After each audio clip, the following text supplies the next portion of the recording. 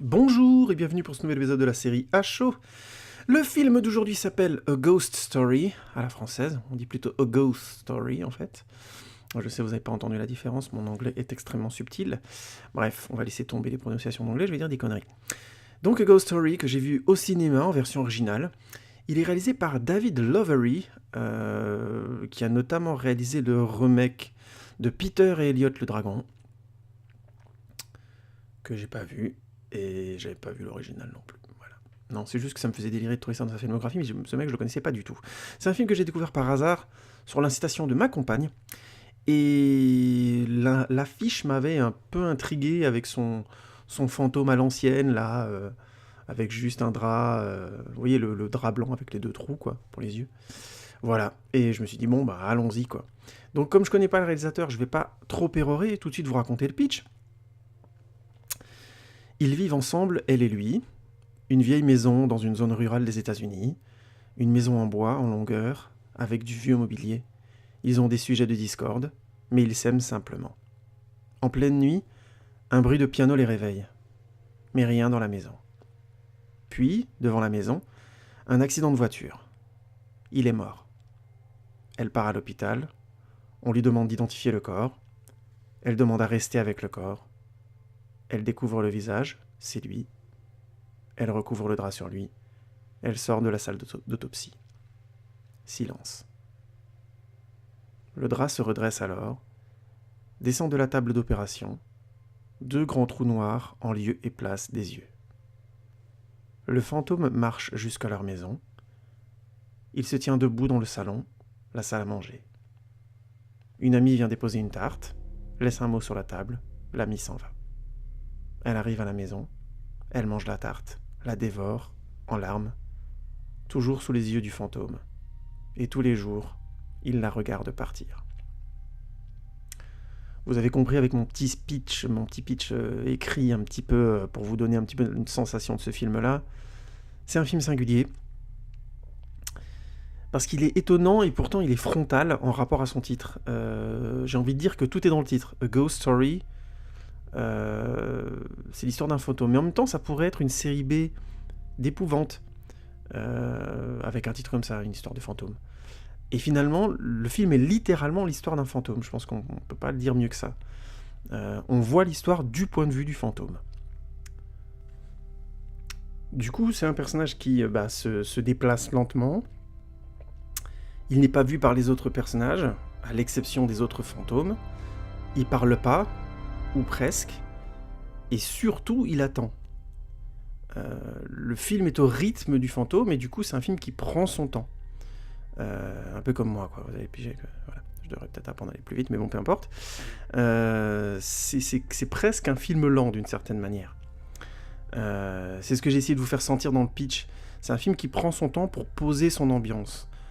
Les plans sont longs, il y a pas mal de plans séquences, c'est-à-dire des plans où il n'y a aucune coupe. D'ailleurs, personnellement, au cinéma, j'étais un peu inquiet. J'avais un peu peur que le film soit lent, et finisse par être chiant d'une certaine manière. Les plans au début notamment prennent vraiment trop leur temps. Je donne l'exemple, là je citais dans le pitch le moment où elle mange la fameuse tarte, qui est un plan séquence. C'est une idée intéressante, hein,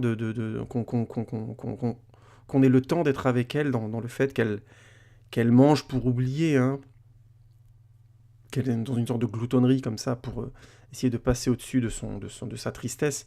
C'est une bonne idée. En plus, ensuite, elle vomit et tout ça, mais je trouve que déjà, le plan est pas... Enfin, d'une certaine manière, elle a pas assez mangé pour ça, donc ça m'a fait bizarre qu'elle aille vomir. Sans compter que le cadre du plan, c'est un plan moyen, c'est-à-dire on voit le personnage de la tête jusqu'aux pieds, avec le fantôme à côté qui est donc debout à côté d'elle. Et ce qui fait que on est un peu loin d'elle pour ressentir son désarroi, on voit pas assez son visage. Enfin, moi, j'ai trouvé qu'on était un peu trop loin pour vraiment... C'était pas la bonne distance, à mon avis, pour qu'on soit assez proche d'elle, pour voir ce qu'elle fait, tout en étant en empathie avec elle. On constate ce qu'elle fait, mais on le ressent pas assez, je trouve. Et ici, du coup, c'est d'une importance cruciale, quoi, la bonne valeur de plan, parce que le plan est vraiment long. Et sur ce plan-là, à partir de ce moment-là du film, sachant que les plans avant étaient aussi longs, ils sont au lit, comme ça, ensemble, après ils prennent le temps de se lever, enfin, il y a tout une mise en place d'un rythme comme ça, qui fonctionne bien hein, sur le film, une fois que grosso modo c'est parti, en quelque sorte.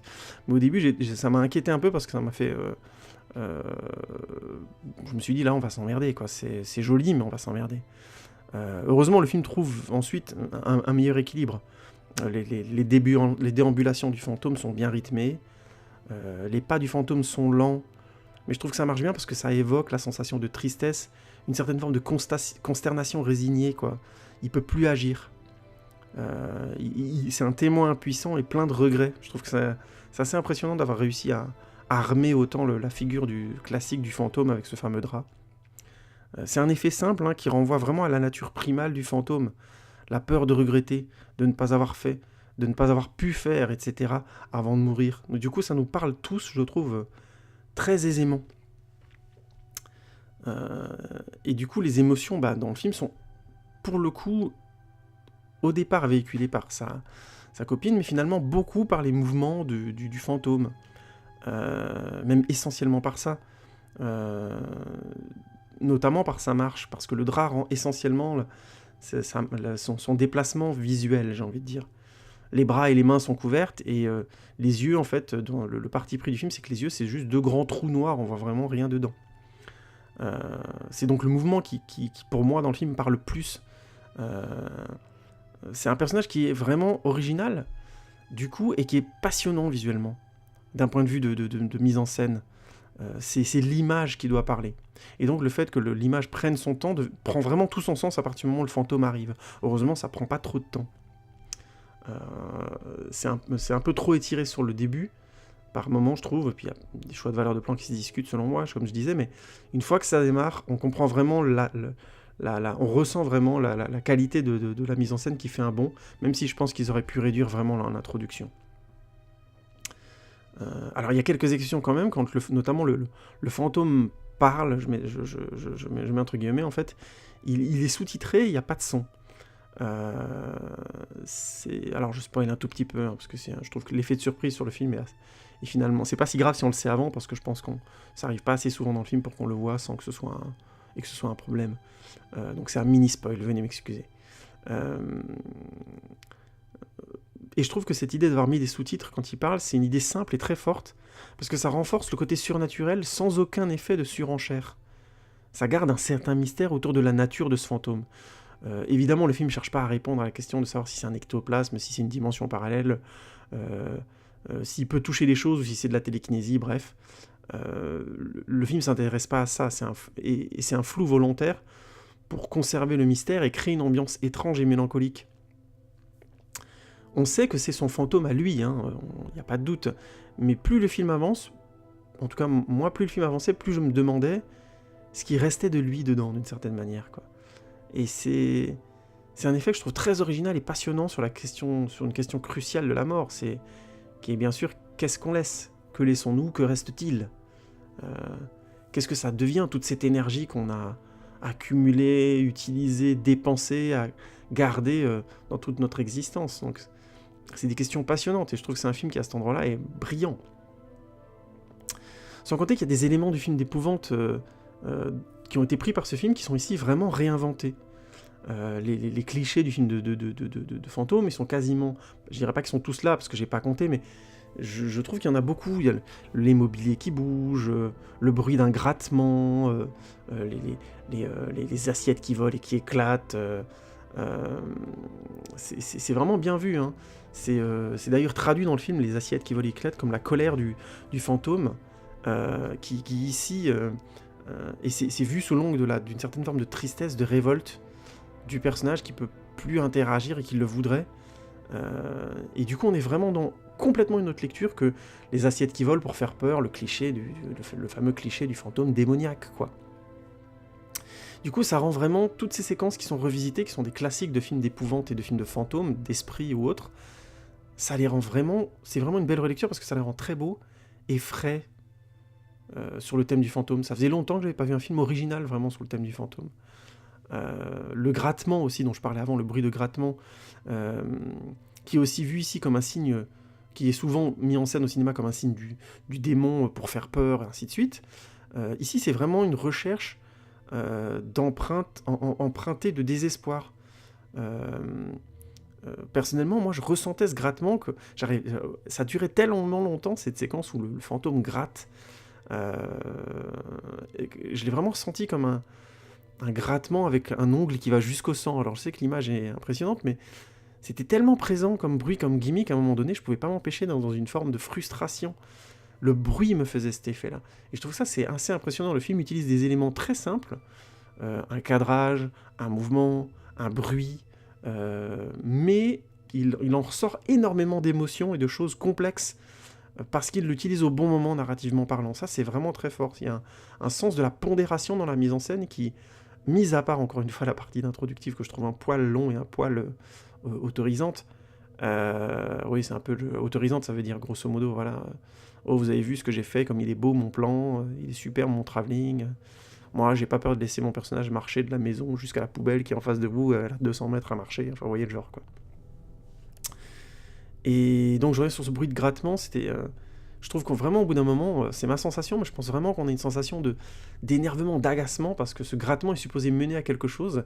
Et évidemment, le film joue beaucoup sur l'élastique et le suspense du moment où cette chose va arriver. Euh, c'est aussi un film qui a une très belle histoire d'amour. Alors qu'en fait, les acteurs, les principaux, finalement, ils sont peu présents, quoi. Casey Affleck est essentiellement là, est peu là dans le film, tout simplement. Et Rooney Mara aussi, ils sont bons tous les deux, ils sont même très bons, il n'y a rien à dire dans les scènes qu'ils jouent.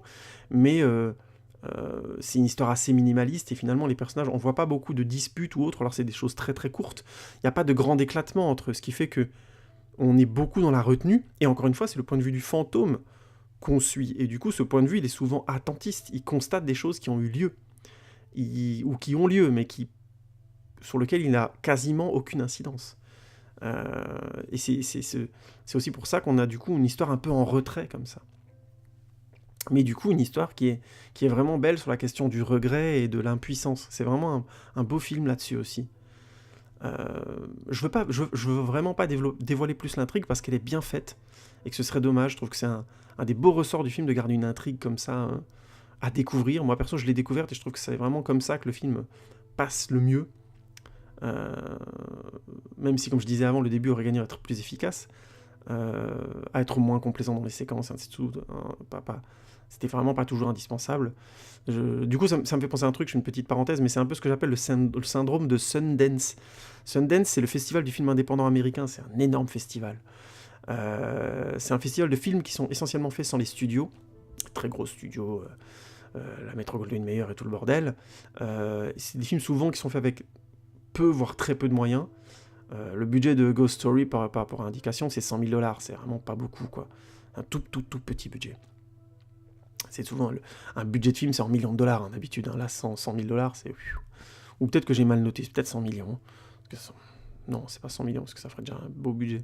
$100,000, putain, c'est vraiment pas beaucoup, quoi. Bref, peu importe, c'est vraiment tout petit budget. Vous me corrigerez hein, si je me suis trompé, mais je crois que c'est ça le budget du film. Je vais peut-être m'en noter sur Internet.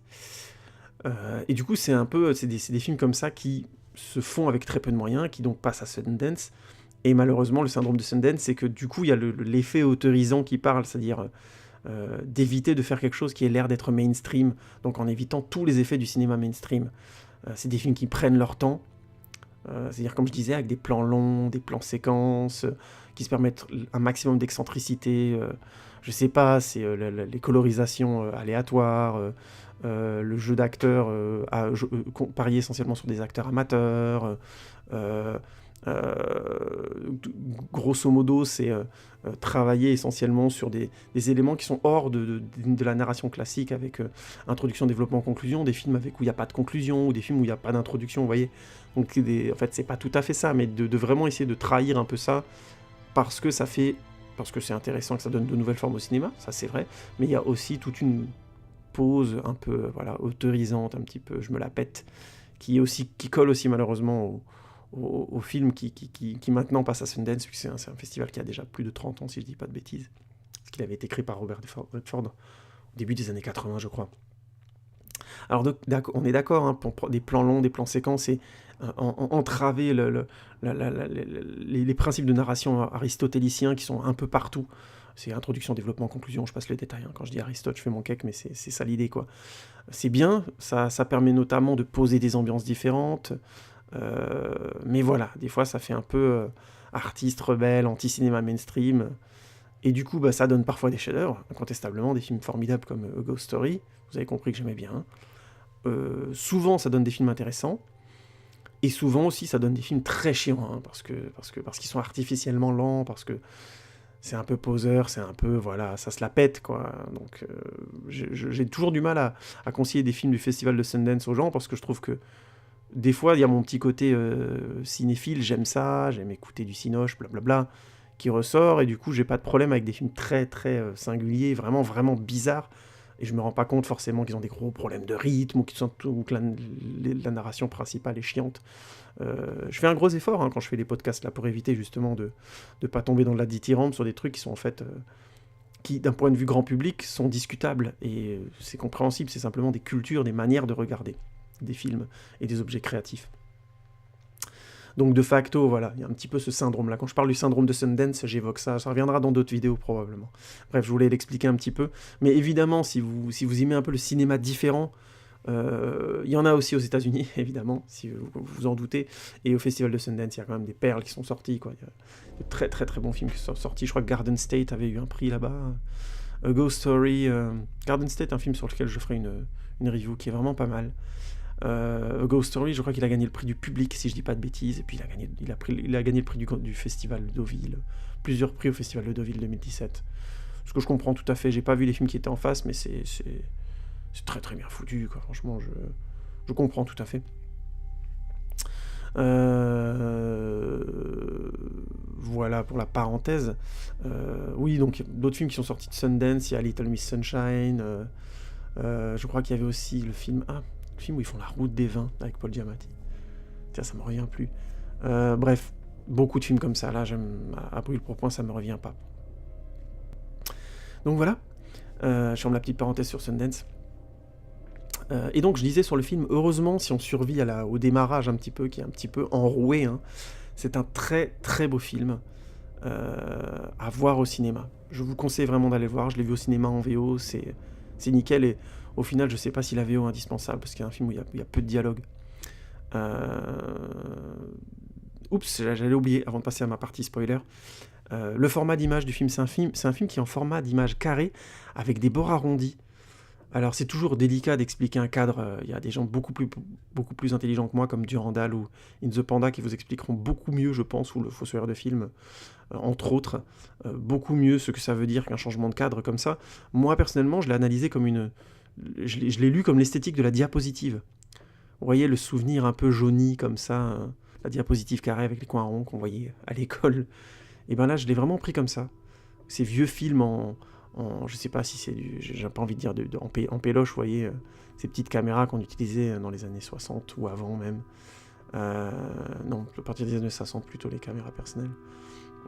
Ça donne ce côté un peu diapositive, quelque chose du fantôme du souvenir. Enfin, ce besoin de lumière physique et pas numérique pour que ça existe. Il y a quelque chose comme ça que j'ai trouvé. Je l'ai lu comme ça, je l'ai ressenti comme ça. Et j'ai presque envie de dire que c'est presque un film qui aurait dû être tourné en péloche, en pellicule argentique. Enfin, vous me connaissez, je délire un peu quand j'interprète un truc, mais là en l'occurrence, je me demande ça aurait été pas mal qu'il soit tourné en péloche, celui-là. Enfin voilà, vous me connaissez, des fois je délire un peu. Mais je trouvais que c'était bien à souligner parce qu'effectivement, ça donne des plans très très beaux. Et du coup, sur les plans séquences, sur la profondeur, ça joue énormément puisque le cadre est moins large. On peut moins jouer sur la largeur, on est obligé de jouer plus sur la profondeur, et c'est voulu. Et ça donne ce côté un petit peu, comment dire, le fantôme qui est constamment au second plan ou au premier plan, puis on a le personnage au second plan, et on joue beaucoup sur les profondeurs. C'est très, très beau ça, notamment toute la partie qui se passe dans leur appartement. Bref, si vous l'avez pas encore vu, je vous remercie d'avoir écouté. Je vous conseille de le voir, c'est vraiment un très beau film, A Ghost Story de David Lowery. Allez le voir au cinéma si vous pouvez encore le voir. J'ai fait ce HO relativement vite, donc avec un petit peu de chance, il est encore dehors. C'est pas gagné, c'est un petit film indépendant, donc ça sera plus compliqué, mais comme il a gagné le prix de Deauville, il y aura peut-être moyen de le voir, je vous le conseille vraiment. Vous connaissez la règle, hein, vous likez la vidéo, vous la partagez, il n'y a pas de souci, vous mettez des commentaires, vous me dites ce que vous avez pensé de ce film, ça m'intéresserait vraiment beaucoup.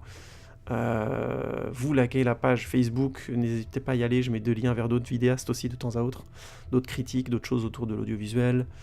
Et puis vous pouvez me suivre aussi sur l'Instagram ou le Twitter, que je mettrai dans les contacts. Voilà, merci beaucoup pour votre écoute et à bientôt à vous. Et puis, ceux qui l'ont vu, on va passer une mini partie spoil. Oui, c'est un petit épisode aujourd'hui. Je veux pas trop en dire sur ce film. Donc voilà, on passe dans la partie spoiler. Même je pense pas que j'ai beaucoup de choses à dire dessus, mais j'avais juste envie d'en parler parce que je le trouve très bien. En fait, ma question part sur la fin. J'insiste, si vous n'avez pas vu le film, c'est dommage de vous faire spoiler la face. L'intrigue forte du film est basée sur ce fameux mot qu'elle laisse dans le mur, dans l'interstice du bois, et que le fantôme gratte comme ça. Enfin, vous voyez tout ce travail sur le grattement dont j'ai parlé avant. Donc, si j'ai bien compris, il fait une loupe temporelle à un moment donné, où il revient dans le passé, bien avant la maison, et il revit grosso modo l'histoire de la maison. Et pour moi, ça, déjà, ça change quelque part l'histoire visiblement. Parce que quand elle part à la fin, à la toute fin du film, et que le fantôme retire le mot de l'interstice, il n'a pas besoin de gratter. Or, le film a bien insisté sur le fait avant qu'il grattait tout le temps. Donc, pour moi, le fait qu'il retire le mot tout de suite sans avoir à gratter, le sous-entendu, c'est qu'il est parti avec elle et que cette fois-ci, il n'est pas mort. Parce qu'on ne voit pas de mots écrits, on ne voit pas ce qui est écrit sur le mot et que le fantôme disparaît à ce moment-là. Du coup, pour moi, c'est la manière dont la mise en scène dit « il ne gratte pas ». En prenant le mot, il constate qu'ils sont partis ensemble et que, quelque part, il est dans cette réalité, cette fois, il est vivant. Enfin, c'est comme ça que je l'ai compris, j'ai trouvé ça très beau comme fin, très positif. Parce que lui, au travers de l'histoire, on le voit grosso modo, si j'ai bien compris l'histoire, il exprime dans sa chanson qu'il lui fait écouter, puisqu'il est musicien, que voilà, il a peur qu'elle parte, si j'ai bien compris, le sujet c'était ça, c'est qu'elle parte et qu'elle le laisse, parce que lui, visiblement, et on l'apprend après dans les quelques flashbacks, ou plutôt les moments où il revient dans la deuxième loupe temporelle, il suit leur dispute, il les voit d'un regard plus distancié, évidemment, puisqu'il est c'est un fantôme autour d'eux, et lui, visiblement, est attaché à cette maison, il veut y rester, et elle veut bouger. Et en fait, c'est une métaphore assez simple du fait qu'elle veut avancer dans la vie. Rien n'est dit, est-ce que c'est professionnel, est-ce que... Lui, il fait de la musique, donc visiblement, il n'a pas besoin de bouger, il est un peu sensible comme mec, et elle est un peu en mode, voilà, elle veut avancer dans la vie, elle peut pas, là où ils sont. Alors, est-ce qu'elle veut des enfants, est-ce qu'elle veut une autre carrière professionnelle, est-ce qu'elle veut simplement vivre ailleurs, est-ce qu'elle veut se bouger pour... Je sais plus exactement, je crois pas qu'il y ait de raison principale, il y a simplement cette tension entre lui qui veut rester là, parce que quelque part on sent que c'est un mec sensible qui veut vivre un peu loin des gens, et elle qui veut passer à autre chose, qui est pas moins sensible que lui, et qui veut que lui vienne avec. Et il a ce fameux accident dans la première version de l'histoire, et là dans la deuxième, je pense qu'ils partent ensemble. Et je trouvais cette fin magnifique, je trouvais que sous-entendre ça par le fait qu'il retire le mot sans avoir à gratter, c'est vraiment, elle a pas repeint, ils sont partis ensemble cette fois-ci. Il y a peut-être d'autres détails qui le disent, mais moi je les ai pas forcément vus.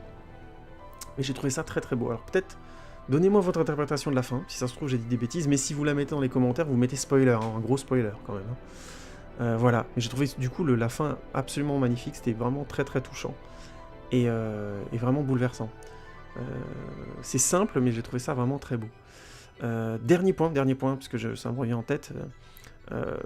j'aime beaucoup aussi le point de vue du film qui présente le fantôme comme l'esprit qui abête nos mauvais choix. Je trouve ça très intéressant. Lui, visiblement, il est attaché à la vieille maison. Il y a un symbole dans cette maison, comme je disais, que lui ne veut pas grandir, ne veut pas avancer. Et donc, quand le fantôme disparaît à la fin, c'est le symbole que lui est enfin parti. Qu'il arrête d'avoir peur, de la perdre, entre guillemets, par jalousie, puisque visiblement, dans la chanson, il la soupçonne d'être intéressé par d'autres, de vouloir le quitter parce que lui, il veut pas bouger. Et du coup, le fantôme qui disparaît, c'est le fantôme que lui laisse dans cette maison. C'est ses regrets, c'est sa peur qu'il laisse derrière lui pour partir avec elle, pour s'engager complètement avec elle. En tout cas, c'est comme ça que je l'ai interprété. J'ai trouvé ça vraiment très très beau. C'est un très très beau film, original. C'est un film tout simplement à voir, et bon, si vous écoutez le spoil, vous l'avez déjà vu, et si vous écoutez le spoil et vous l'avez pas vu, c'est vraiment dommage, parce que vous devez le voir quand même. Voilà. Je vais arrêter de faire mon cake. C'est clair que c'est un film qui prend son temps, qui est un petit peu lent, mais vous regretterez pas de lui laisser le temps à ce film-là. Voilà, c'était un épisode un petit peu plus court de HO. C'est pas plus mal en même temps, j'ai tendance à vous gaver. Merci les amis d'avoir écouté. Je me répète pas, Twitter, Facebook, Instagram, commentaires, likez, et puis on se retrouve bientôt les amis. Merci beaucoup d'avoir écouté encore, ça me fait vraiment plaisir. À bientôt, ciao ciao.